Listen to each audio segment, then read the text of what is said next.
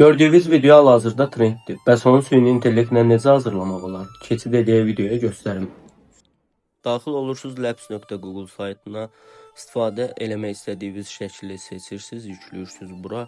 Burada sizə 3 şəkil lazım olacaq. Birinci parabüzən gözün yanında promptda olduğu kimidir.